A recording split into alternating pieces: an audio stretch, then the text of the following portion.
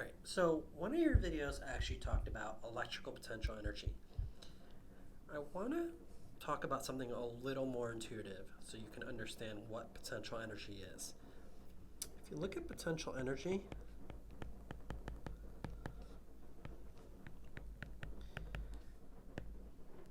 and I really hate recycling the word, but it's the word potential. So it's the potential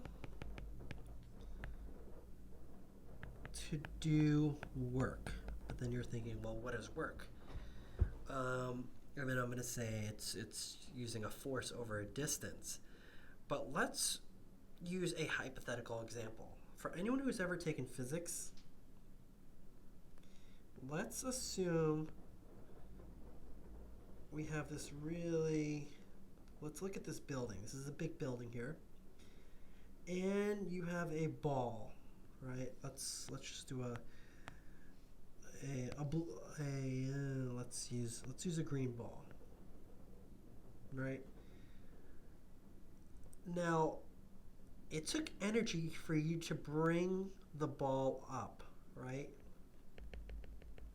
Or maybe you have to carry the ball up, right? So now the ball naturally wants it. What does it naturally want to do if I were to let go of the ball? The ball will naturally want to come all the way down to the bottom, right? So in physics, you've probably heard of this as gravitational potential energy, PE. Here's another example. I have a little block right here, and there is a spring right over here with the ball, right? Let's use that same ball. It's green. Now, if I were to let go of this ball right over here at this part, most likely the ball's not going to hit really hard, right? But let's use another example. If I were to stretch the spring all the way out, right? It took a lot of energy for me to yank that spring all the way out, right? And now if I were to let go, right, at this very moment, I am actually going to let go, right? At this very moment, I have a lot of spring potential energy, right?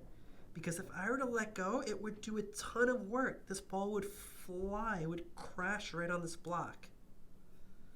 Now, I want you to use the same analogy for what you are learning in chemistry, in your general chemistry portion of your Gen Bio lecture. You saw in the videos, you've seen this probably before, right? You have a lot of protons and neutrons in the nucleus. I'm not going to draw the neutrons because there's really not a lot of charge. And let me draw some electrons. Now, naturally, the electrons want to go in this direction. They naturally want to be attracted to the positive charge. Just like naturally, the ball wants to be attracted to the ground. Just like naturally, the spring wants to naturally fly back to the beginning of this block, right? It takes energy or work to bring this electron further and further out, right? What kind of energy? Well, we can shine some light onto it and it'll be excited to these outer rings, right? And again, the reason why it takes energy to move this electron from here to here, right, is because this electron naturally wants to be attracted to the positive charge, right? So the more the electron goes to the outer shells, the higher electrical potential energy it has. In other words, this electron here, right? Actually, I'm not going to use red. I'm sorry. I'll use orange.